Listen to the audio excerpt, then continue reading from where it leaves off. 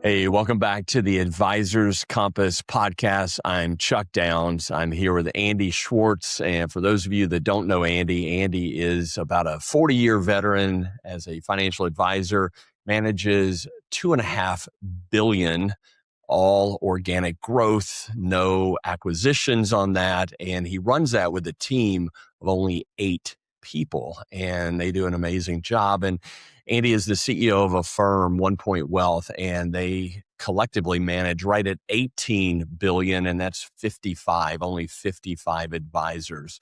So Andy knows what he's talking about here in the world of financial advising. So I'm glad to be here with you, Andy.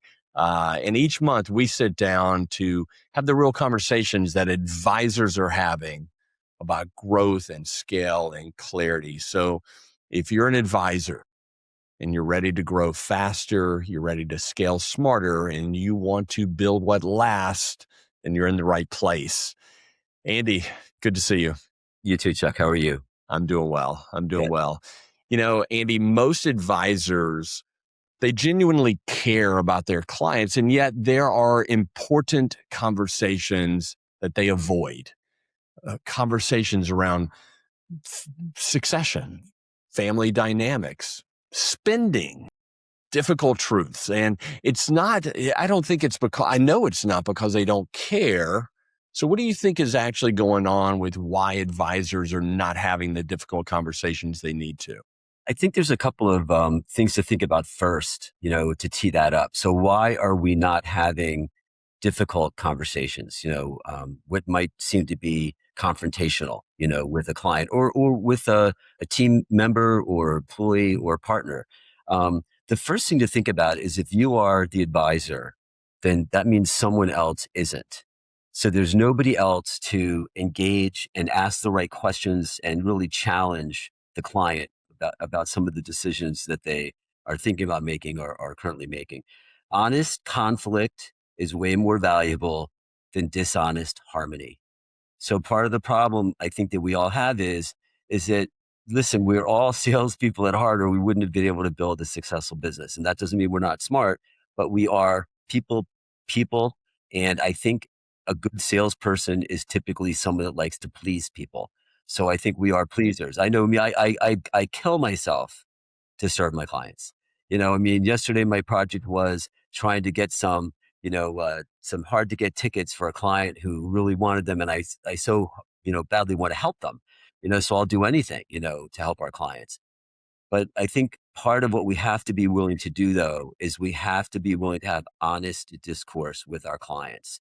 I like to say to clients that if I only agree with you, then really what purpose do I serve? And that doesn't mean I want to be disagreeable. I don't want people to say, oh my God, I hate talking to that guy. He's argumentative. Because it's not about being argumentative. But what it's about is, like people like to say that, you want to have an adult voice in the room. There's lots of reasons why people make bad decisions.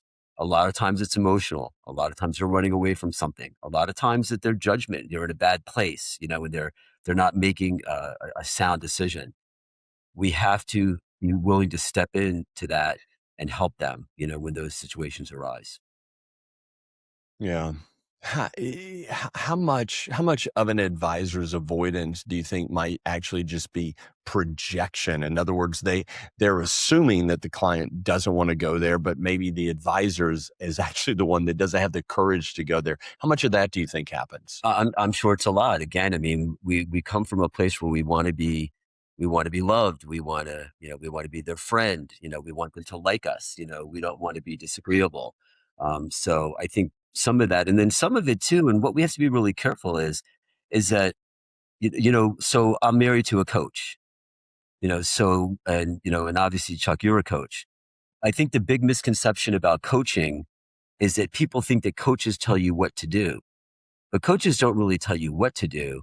Coaches are supposed to ask really good questions because people know what they should do, right? I think deep down inside, everybody knows the answer, but the problem is that, you just got to get the answer out. And so, I think and so the problem is we all come to these conversations with our own perceptions, everyone's projecting, no matter what it is. Kid issues, if I've got a kid problem, that I'm coming to this conversation about children with my own kid problem. If I have a marriage problem and a client is having a marriage problem, I come to that conversation with my own problem. And that's kind of how the world works. One of the things I think is really important is we have to separate ourselves, from that. We cannot come to conversations if we're going to help clients with our own baggage. We have to be like a clean slate. We have to listen to these people and not project because their problem might not be our problem. Their issue isn't our issue. So we have to really listen to what the issues are. And then we have to be able to just make honest, and I don't even want to say conclusions, maybe ask honest questions and then give honest feedback. And and there's lots of things we could talk about in this area, whether they want to start a business, whether they are having it's a marital question. And unfortunately, we deal with divorce quite a bit, in our business. All of us as advisors do. And that's always a very uncomfortable place for us to be because we're in between and we don't want to be in between, and we don't want to be in the middle of what is messy and sometimes really emotionally, just charged and unpleasant. But again, we can be very helpful, in these situations with their children, situations with, maybe giving their children more than they should be giving their children because they're not helping their children. But again, we have to go to those conversations in an honest way, not carrying our own, certain beliefs or our own, certain, baggage, that we bring to a conversation. When I hear you say we got to go there in an honest way, what I think is authenticity. And if you look at sales training, traditional sales training, and a lot of the high level sales training, it teaches um, how to build rapport and how to mirror people and how to subconsciously get people to like us. Right. And so the whole foundation of that is really built upon inauthenticity. In other words, it's built on, change who you really are, how you show up, how you speak, the speed, all this stuff, right? To a Almost manipulation, right? In a way, kind of. It's, for years, and listen, in all honesty, I've said that the difference between manipulation and influence is intent. And so if your intention is to manipulate someone not for their greater good, then that's manipulation. If you influence someone for their greater good, that's influence. So and as we're having this conversation, I just think, we have programmed ourselves as salespeople to a very certain extent to not be authentic. And so we're kind of starting many relationships, wanting to influence people, but not being our authentic self when we're doing it. Yeah. Yeah. So it's I think there's a lot to dive into there. We maybe in a different discussion, but let me ask you this: what would you say? What's the cost, the relationship cost? Yeah. When a client senses that their advisor is avoiding something or steering around something.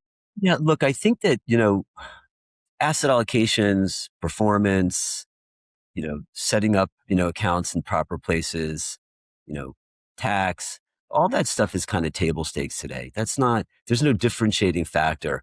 I think what people want and the reason people stay with an advisor is because it is a trusted person.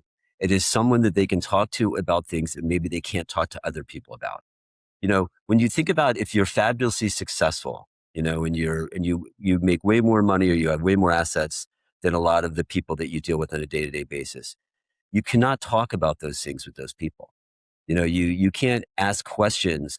If you're someone that makes lots and lots of money, you can't talk to your friends about, you're thinking about, you can't decide whether it's NetJets or FlexJet, and and having this conversation about, what does that really cost and how does it really work? Because people look like, first of all, what are you talking about?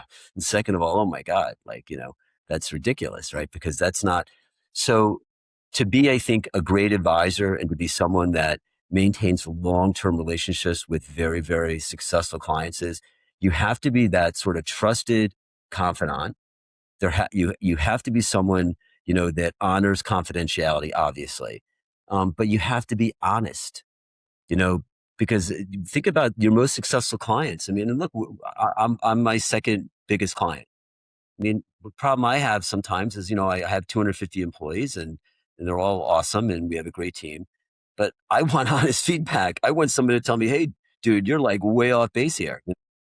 That's a really dumb idea because, I want that. I don't want people just always going along, telling me how smart I am or, that what I'm suggesting is a good idea because they're afraid. It's the same with our clients. And those clients are getting that with the rest of the world because they have employees and, they're running businesses and they're super successful people and nobody really challenges them. And so, they need someone in their life that will actually ask the question like, why are you doing that? Like, does that really make sense? Or asking them other questions. Have they thought about certain things as they, enter into these ideas, these things that they want to do? And that is valuable. And that's way more valuable than 1 or 200 basis points plus or minus the S&P. It's really, really valuable. And I think that what we have to realize is we've been doing this for more than 10 or 15 years is you come to these conversations with tremendous experience and you watch lots of people make lots of mistakes. It doesn't help you as an advisor, and it certainly doesn't help your clients that as you're witnessing these mistakes, if you're not learning something from it. And sometimes they're mistakes that we make. I mean, look, my biggest, growth opportunities, my biggest, I think, wealth of information or knowledge or help to my clients sometimes comes from other clients' mistakes. Sometimes it comes from my own mistakes, where I made a mistake, I internalize it, I evaluate it, I break it down. I say, okay, this is where, when I came to that fork in the road, and when I went left, I should have gone right. This is where it is. And then I can share that. And I don't necessarily share my own. I don't tell them where it's coming from, but I can share the advice. I can share what questions I should have asked myself and I didn't. What's the downside to that situation? So we like to talk about tail risk. What's the tail risk in these decisions? Because we want to make sure that the downside tail risk isn't greater than the upside opportunity. And so we want to, and also rational. It isn't emotional. It's not an opinion. It doesn't have anything to do with our own personal beliefs. It isn't. It's just facts. It's just what's positive about a decision and what's negative about a decision. And where could this go wrong?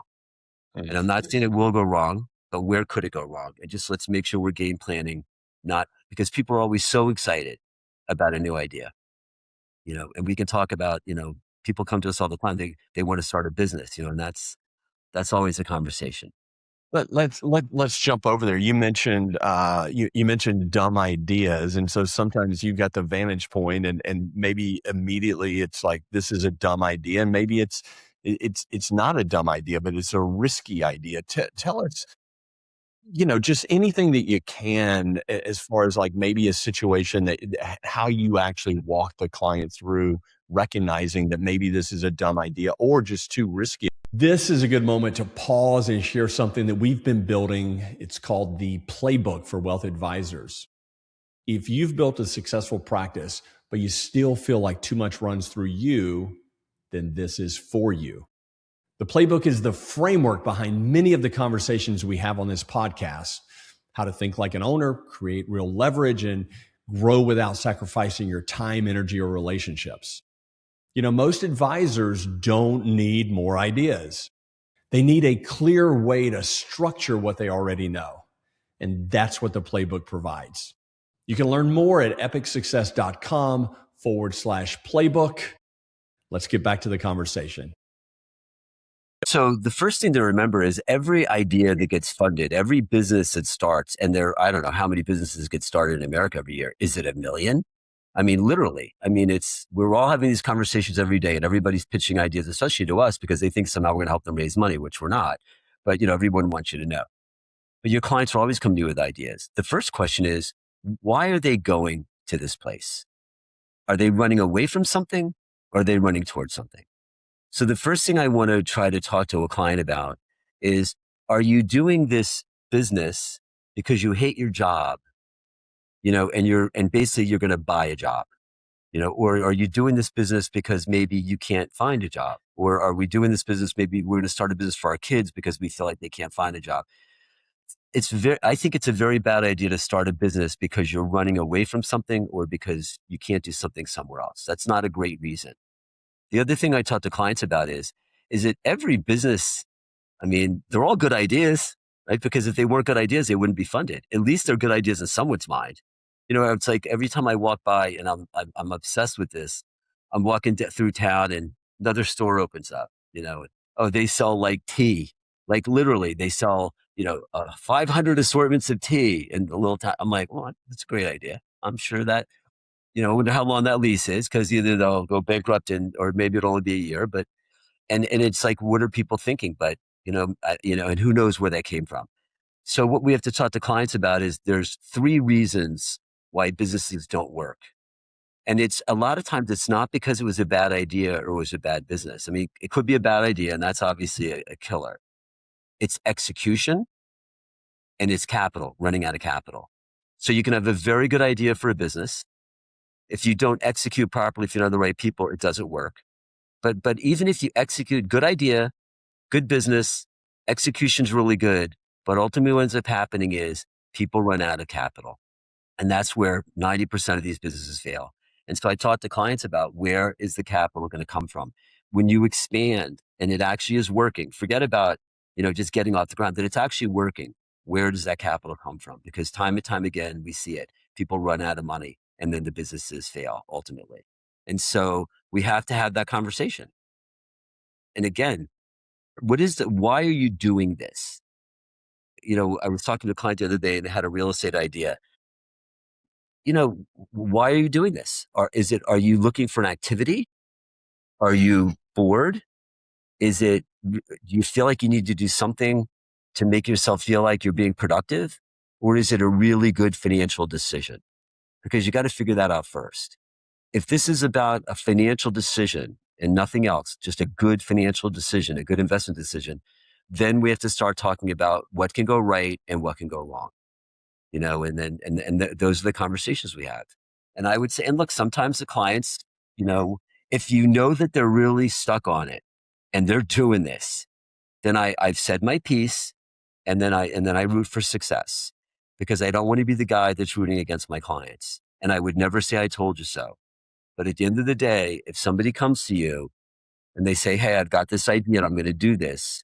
And if the hair on the back of your neck is kind of standing up and you're like, oh boy, this sounds like a really bad idea, and you don't say anything because you don't want to hurt their feelings, or you don't want to be the guy that's being Mr. Negative, then, what's going to happen, if that business fails, I'm not going to say it's your fault, but you could have been helpful there.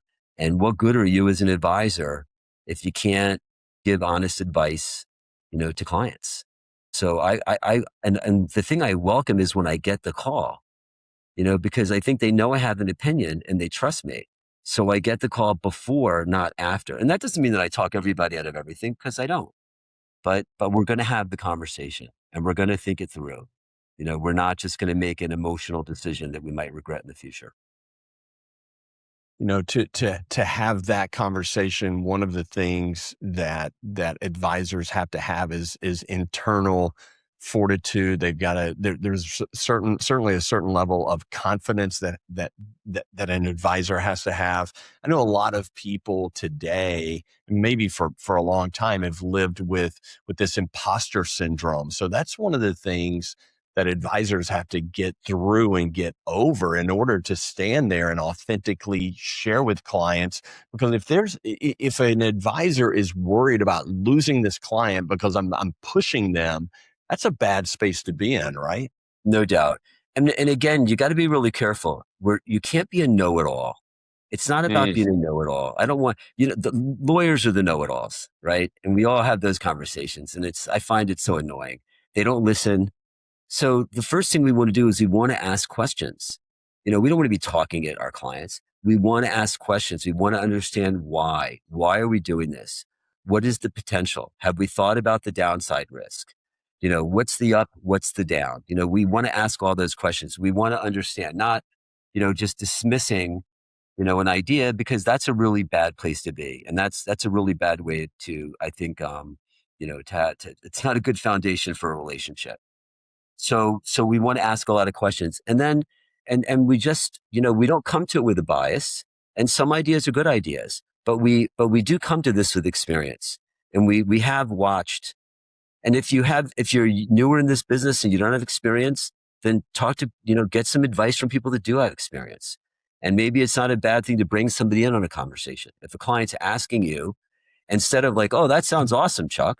You guys you're gonna do Slurpees. I mean, I think they do that at 7-Eleven, but okay, yeah, Slurpees sounds great. You can deliver them to the house. Yeah, it sounds like a big winner to me. And yeah, if I could invest in, I would, but I'm not allowed to because of regulatory requirements. Um, but get some help. Help them dig in. Whether it's a CPA you trust or another advisor that you trust. But if they're asking, that's really where we build really deep relationships. When people are making life decisions and they come to you and they're asking for your opinion, and to just dismiss it as, hey, that's a great idea. I'm Switzerland. I'm going to be neutral because that way nobody can ever be mad at me. I don't think that's a great way to build a deep relationship with a client and to build real trust long-term as a trusted confidant, because that's really what we want to be. We want to be a trusted confidant.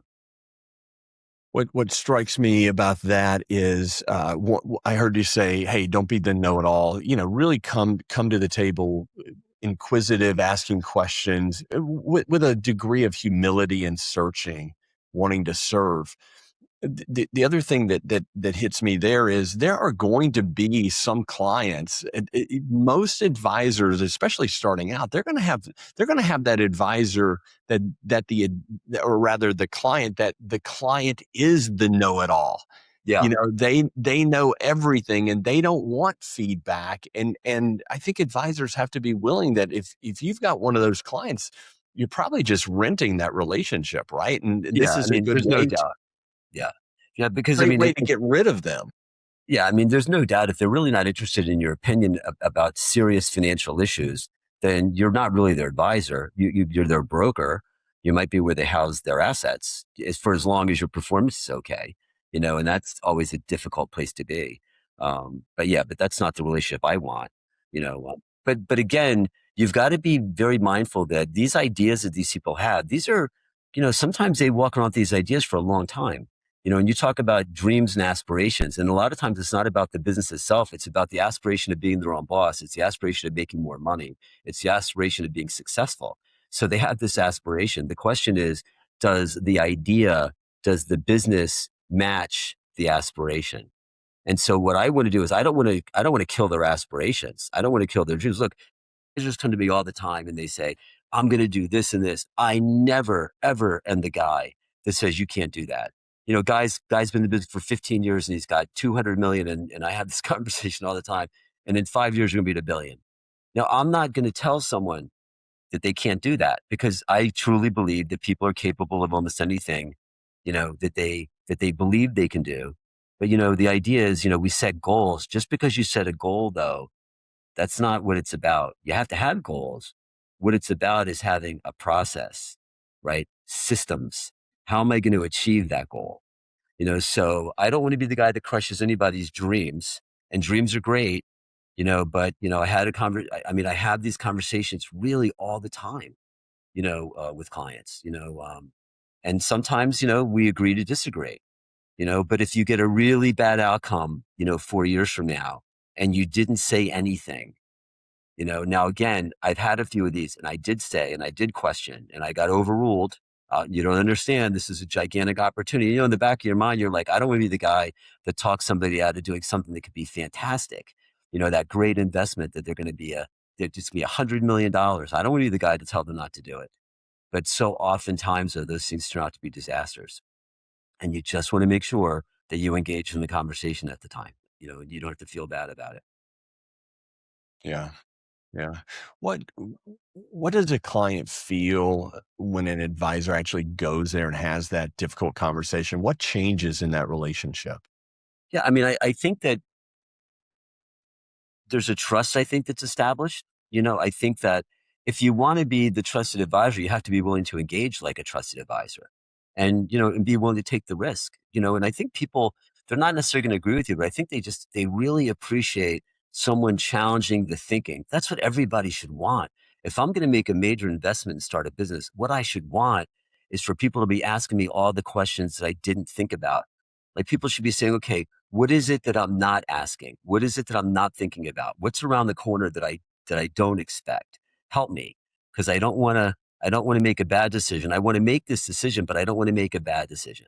And so we've got to be willing to help them with that, and a lot of it is just asking questions. We have, I have the benefit again of making a lot of really stupid decisions over 42 years. So I've had a lot of time to do that and plenty of resources to do that. So that's been great. I've been able to lose money in lots of different ways. But I've been able to watch lots and lots of clients do lots and lots of things. And every now and then it works out. And more of it is like these kind of bad investment ideas. They're making investments with friends, with family, with their kids. And it's like, you can just see it, you just know it's not a good idea. And you have to ask the questions, you have to challenge them. And a lot of times, I'll get a phone call, a week later and say, hey, I really appreciate the conversation. I decided not to do that. And I feel, I wasn't feeling comfortable about it. I wasn't feeling, and I feel much better now that I've kind of let that go. And so there's value there. And that's a relationship that is a real relationship for me. That's someone that believes they have a trusted advisor that they can talk to things about that they can't talk to other people about. What would you say are the beliefs that the best advisors that are having these difficult conversations, what are a couple of the beliefs that you have and that you've seen other advisors have that are important to have in order to have these types of difficult conversations? The first is we have to go into the conversation with the idea that we're just trying to help these people. We're not going to this conversation with our own, I don't know if belief is the right word, opinion, how things should be. This isn't a political conversation. It's not, this is the way it's supposed to be because I know this is the way it's supposed to be. And this is the only way you can do things. You have to go to the conversation really wanting to help people make the best decision. And that decision could be that they do whatever it is they want to do. Again, we're not in the business of talking people out of things. We're in the business of making sure that they are looking at something in a rational way, that we're asking all the right questions. We're going with our eyes wide open and we're not going to make a big mistake. And that could be an investment, that could be a business, that could be a real estate transaction, that could be lots of things. And we're not doing things for the wrong reason. But don't go in there with your own preconceived notion or opinion. We're just there to help them. That's all. And we don't know everything. And if there's things we need to get help with, we need to be able to get help. Whether that's legal help or whether that's, financial help, accounting help, whatever it is, opinions, so that we can help people make the right decisions. But I think it's really important to go into any of these conversations without your own bias. And, we talk a lot about, people that get divorced, and one of the things I always say to clients is, listen, we're fighting over, when you really think about this, and maybe it's different in every state, but at the end of the day, what we're typically fighting over is 10%. And the question I always ask is it really worth blowing up your world, her world, your kids' world, your future happiness, everyone's future happiness for 10%? And I would argue it is not, and then if they don't understand what I'm saying to them, then I try to break that down. And I do have some experience with this personally, and I've seen it, so many times. And I think that, it's difficult, when you're having conversations like that, because people, depending on what's happening, it's very emotionally charged. People get angry, they're emotional. But at the end of the day, and you have to pick your spots. There's times to have these conversations, there's times not to. And if people are in a really bad emotional state, then maybe you pick your spot. And that might be one you call back in 3 or 4 days. But at the end of the day, I think it's really helpful to sort of frame out, because, in that situation, and I don't want to say all lawyers, because I happen to have a matrimonial family law guy that I think is a good guy. Like, he tries to get resolution and not blow everybody's world up, but a lot of them are not. And having someone that is not interested and creating a big fight, but someone that someone trusts to say, listen, I get everybody's mad about something, and there's always, unfortunately, it's never quite equal, right? The pain's never equal, or the hurt's never equal. It's always a different kind of situation. But at the end of the day, it becomes a financial transaction, at least as far as we're concerned. And that financial transaction, we're fighting over 10%. I want to be, I want to be at my daughter's wedding, and I want to be able to sit at the table with my first wife, and be really, really good friends. And if I can do that, what is that worth? And that's how I approach that, and I think, people need help with that, not egging people on like, yeah, you know what, you're right. You made all the money. Why should she get whatever? Why should he get whatever? And yeah, I just, so, if you can help people, frame out what do these decisions look like after, forgetting about just the financial, but what does your life look like after? What does your family look like after? What does, what does it look like when you're at the hospital and your grandchildren are born? Is it you could show up at 9 o'clock because you can't see the other person at 11 o'clock? Like, I don't know what that is worth or what it's worth not to have that. But to me, it's a lot. And so again, we try with experience and things we've seen to help people at least think about it, ask the questions. What do you want things to look like? What are we really fighting over? I mean, we're probably hurt or angry or upset, but what are we really fighting over?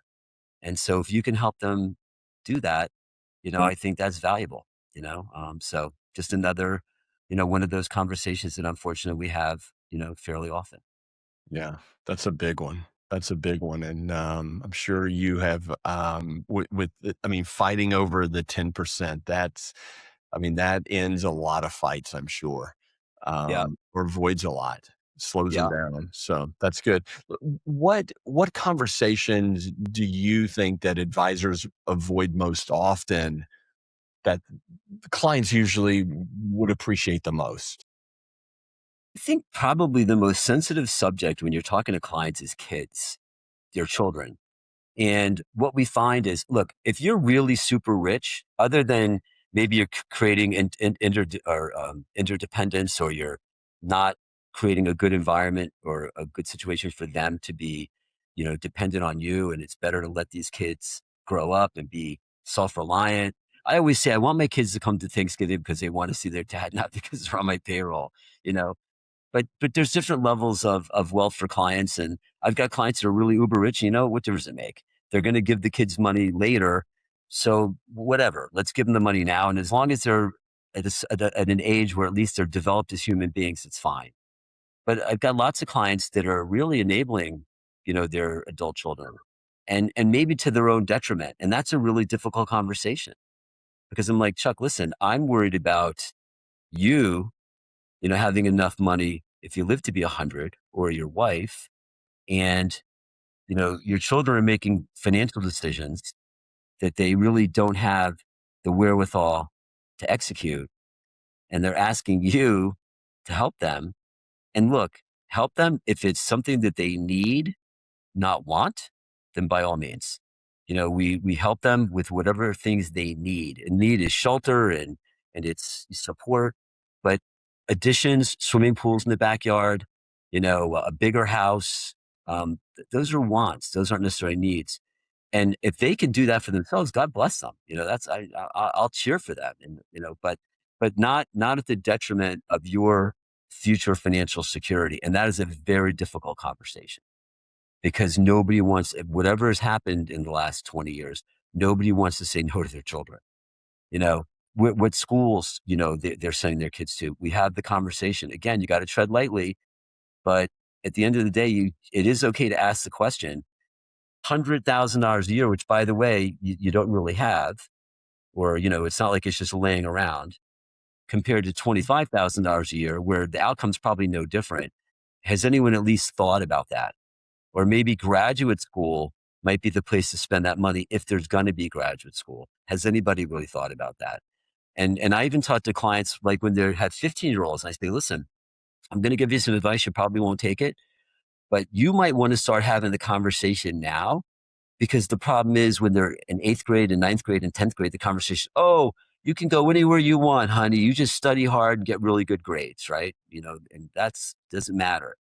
And then they get there. Well, if you do that, and then the kid's like a sophomore in high school, and they're wearing Georgia, whatever that color is, and they're wearing, Auburn, blue, or they're wearing Alabama red, and well, if you're in New Jersey, you go to University of Alabama, that probably costs like $75,000 a year, when, Rutgers University is probably 30, plus all the different incidentals. And look, if you're uber rich, it doesn't matter.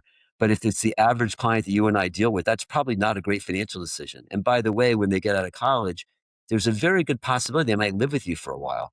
And then they're going to need some help getting into some kind of housing, even if they're just renting. And they're going to need a car. And there's lots of things that have to happen. So I'm not telling you where your kids should go to school, but I just hope that somebody's at least thinking this through, and that we don't have 16-year-olds making financial decisions for the family, because that's what's happening. And again, if they're really rich, who cares? It's like a source of pride. It's like people are concerned about what bumper sticker is on their car. People always say, oh, your daughter went to Michigan. No.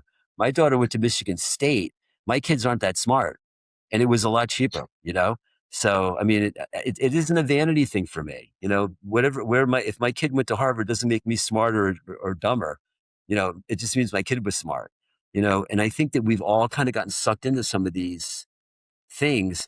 And again, you don't have to have the conversation, you could say, awesome, but again, if you're talking to clients and they have 14 and 15-year-olds, not a bad thing to say, just to be aware, because you're going to create this. Right? Because we don't want to say no to them later. Well, if you set boundaries when they're in ninth grade and the kids go to school and say, yeah, well, I'm going to go somewhere local. I'm going to go to you can go to any New Jersey state school you want to go to. So you better study really hard, because Rowan University is getting really hard to get into, and so is Rutgers. You can frame that, or you can say, oh yeah, you can go anywhere you want. So the kid's going to California, they're going to USC. It's $110,000 a year. It costs you another $10,000 for $15,000 your incidentals. And it's a real pain in the ass too, quite frankly, because you're going to move that shit all across the country. And you created that because when you were in ninth grade, when they were 14 years old, you decided that they were going to be making financial decisions that had really long-term implications for the family. Probably not a great idea. But again, just, not going to argue about it or fight about it. But, it's an opinion. And if nothing else, people respect the idea. At least you think financially, because you are a financial advisor. And I know plenty of financial advisors that, aren't necessarily in very good financial shape. So, but just conversation. Those are real conversations. Those are important conversations. I mean, that I can see where that will save. I mean, that could be the difference between someone retiring on time and pushing it off 10 years or maybe never. Right. I mean, it could be the difference between being able to help the kids with a down payment on a house or not being able to help them. Because if you save $50,000 a year over 4 years, that's $200,000. Now, in most parts of the country, you don't even need $200,000 for a down payment. You can do it with less. The kids today, it's very difficult to buy a house because of that down payment. And so, I don't want to say it's out of vanity, because I think all parents love their children and they want to do what's best for their kids. I'm just not sure it's very well thought out. And maybe having these conversations, especially, look, if you're a younger advisor and you're 40 and you're talking to people and their kids are younger, these are interesting conversations to have. They might welcome the conversation because they're all competing against their neighbors for their kids to be the best soccer player, the best lacrosse player, the best baseball player, and they want to go to the best schools because somehow that's a reflection on them. And you might help them by saying, listen, this is how this plays out. And this is the decisions that we have to make someday. And this is the difference in some of those decisions and the difference it can make in your life and theirs. And I think if nothing else, it's like, wow, I get it. I'm not going to listen, but it is a thoughtful, smart conversation. I mean, I'm thinking that prevents the kid from going to all their friends saying, I'm going to go here, I'm going to go there. And then the kids got to dig their heels in more and push the parent. I want to go here. By having that conversation early on, it's saving not only money, it's saving its family dynamics in a big way. Well, you set the expectation. Life's all about expectations. If the 12-year-old, expectation is that they can go to any state school or any school that they can get, some kind of financial aid. And it's not even financial aid, scholarship. So if they're really good students, I mean, I've had clients say their kid got into Notre Dame on basically like almost a full ride, but they didn't go to Notre Dame because, I don't know, another school had a better whatever. And I'm like thinking to myself, or no, it was like Notre Dame is where they went full cost, $100,000 a year, whatever it was. Great school. I mean, I've got a couple of partners went to Notre Dame, but I think they got into like another really good school, like Carnegie Mellon or something, but at a full scholarship. And they didn't go to Carnegie at a full scholarship because the kid wanted to go to another school. And if you set the expectation early, then you're not having that. You don't disappoint your children because you just basically told them up front what the deal is going to be, and they're like, okay, that's fine. This is how we look at this. But maybe you'll be the parent that can help that kid get into a house 2 or 3 years out of school, because the difference between what you spent on the tuition is a down payment on a house. And if nothing else, let's help our clients at least understand the choices they're making. Yeah. And this is not about our richest clients. This is about our average clients. And and my average client's probably bigger than most people listening today. This is really about your average client. And those decisions are impacting their financial future and their children's. Yeah. Yeah. Let's talk to that advisor, and this will be our closing question. Talk to that advisor that sits here listening right now, and they know that there's conversations that they need to have, and either they weren't aware that they needed to have them, or they've just been putting them off. What would you say to that advisor for now? Yeah, what I would say is, if there's a conversation you've been putting off, pick up the phone, schedule it or send an email, schedule an appointment, say, listen, I've been thinking about you a lot lately. And I just wanted to take 30 minutes and just have a conversation, not about your accounts, but just about things we've been talking about. And I think if nothing else, they'll really appreciate the fact that you care about them, you think about them, and you just want to make sure that you're doing the best you can to help them. And again, I never say, look, I know I'm right. I'm smarter than you, listen to me. I'm the sage. It doesn't go that way. It's just, I am concerned, and I just want to make sure that you've thought about this, this, and this. That's all. I just want to make sure, because I care about you. And obviously I care about your financial future, because that's my job. And sometimes I'll say to clients, forgive me for disagreeing, forgive me for having a different opinion about something.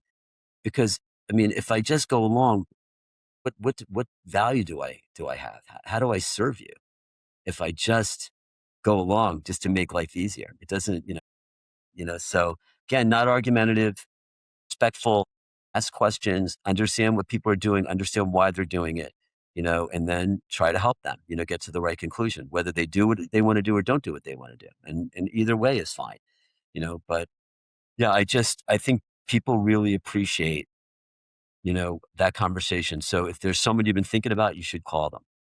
If there's nobody, that's fine. But then also just listen to what's going on around you. Listen to what clients are saying and ask questions. Yeah. Yeah. This was good, Andy. You started with one of the first things you said was honest conflict is better than inauthentic harmony. I love that. I love don't fight over the 10%. I mean, that's huge. And then the idea of having these conversations with parents about college, I think that's a huge one. There were a lot of gems in here, but those were the 3 that I really took away with. So thanks for the sharing today. My pleasure. Yeah. Yeah. Only good seeing you. Yeah. Great to see you too. And thank you for joining us on the Advisor's Compass.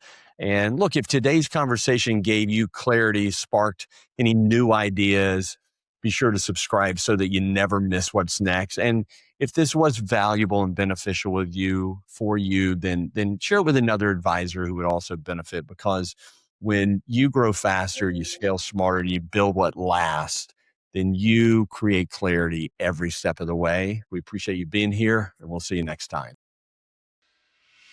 Herein referred to as 1 Point BFG. 1 Point BFG is not affiliated with Advisor Compass. Chuck Downs is not affiliated with 1 Point BFG, nor compensated by 1 Point BFG. The opinions expressed by Andy Schwartz are my own personal views and experiences as an investment advisor representative. The information contained herein is provided for informational and discussion purposes only and is not and may not be relied on in any manner as legal, tax, accounting, or regulatory advice, nor does it constitute an offer to sell or solicitation of an offer to buy any securities and may not be used or relied upon in connection with any offer or sale of securities. The information, as set forth herein, should not be construed or interpreted as One Point BFG's guarantee of any particular investment outcome or guarantee of future investment returns or results.